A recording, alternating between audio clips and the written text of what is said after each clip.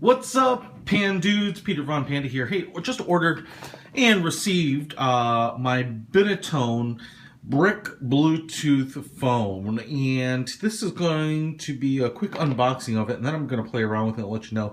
But it's obviously styled after that famous Motorola 80s style brick phone, and for a $30–40 price point, I actually think you're getting kind of a lot of phone here. It comes actually in cool box with a brick pattern, and I believe these are made in or made by a British company because there's little Union Jacks all over.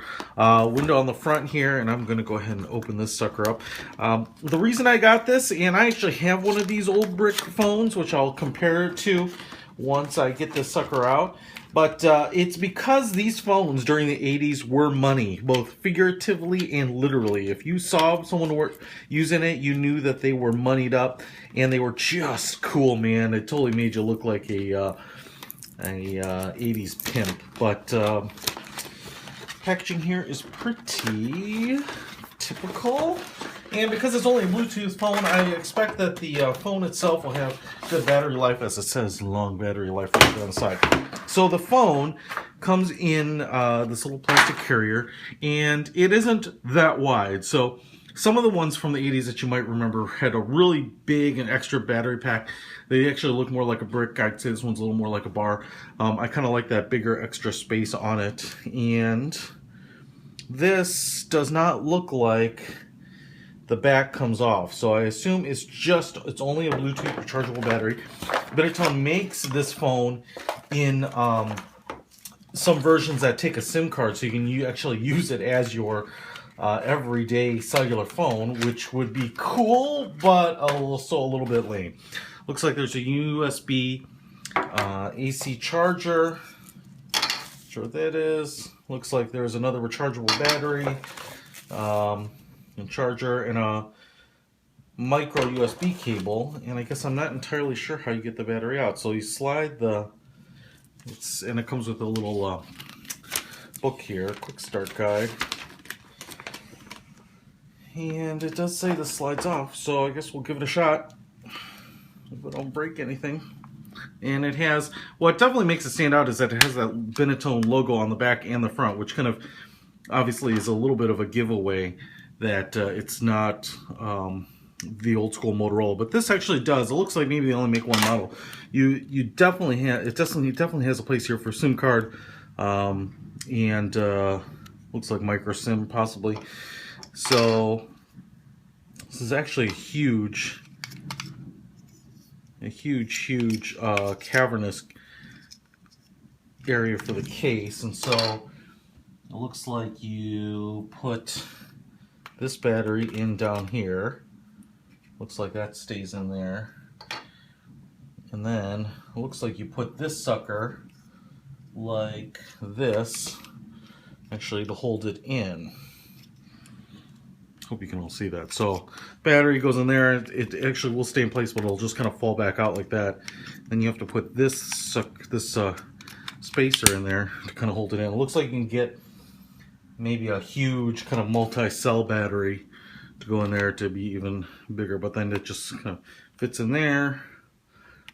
Looks like the end button on the old school cell phones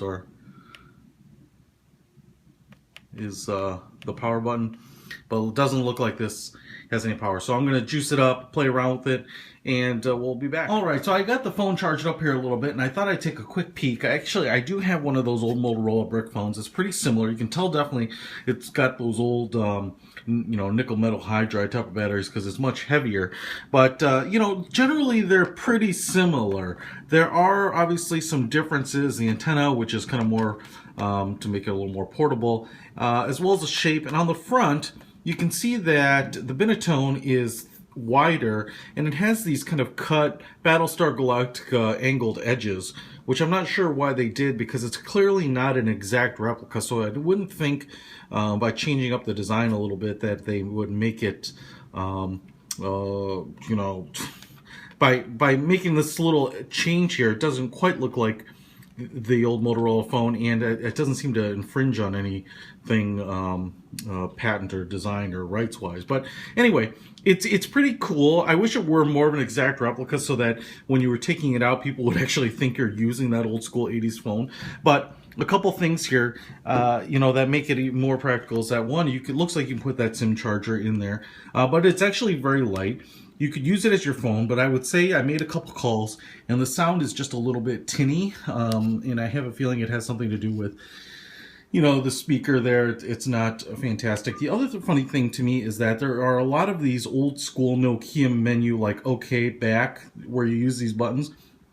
Pairing it is rather simple, but what's interesting here is, let's say I go ahead and dial a number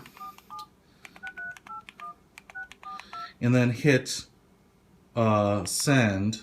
It'll ask me immediately afterwards, do you want to make a Bluetooth call? And you can hit OK or the call button again. But it would be nice if you just hit it once and it would make the call. Now, if you remember how old cell phones worked, you type in the number and then hit send, and so it's pretty similar. I guess that's kind of the way you do it now, but it's a little weird that you have to hit it twice here. You can see the Bluetooth logo is in two places here, the symbol, and then the battery charge ends up showing up there, and I assume that the signal indicator would work if you were actually using this with a SIM card. It has a pretty big LCD screen, which is pretty different, which would have just been kind of those one-line monochrome color LCD screens in the past. And the other things that it does have volume control here, and then it has a flashlight button here which says torch on or off. It has a little LED light here that you can turn on and off, so you can tell it's very British when it calls it a torch. Cool device. I have not yet figured out how to turn on the speakerphone. It looks like it would have that capability here. But otherwise, it's a pretty good facsimile of the old 80s brick phone. So go to a retro party or just kind of have this around.